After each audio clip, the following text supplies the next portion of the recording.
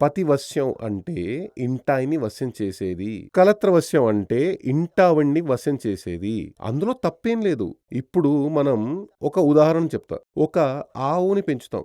ఆ ఆవుకి కట్టు విప్పేస్తే అది ఎక్కడ పడితే అక్కడ వెళ్లి తిరుగుతుంది. ఆ ఆవు అలా వెళ్లకుండా ఉండాలంటే ఏం చేయాలి? మనం దాన్ని కట్టేసి ఉంచాలి కదా! ఆ ఆవు సేఫ్టీ కోసం మనం అలా చేస్తున్నాం. అదే విధంగా మీ యొక్క ఇంటావిడ్ని లేదా మీ ఇంటాయన్ని లేదా మీ పిల్లల్ని మీరు వశ్యం చేయడంలో తప్పేం లేదు. అది పాపమే కాదు.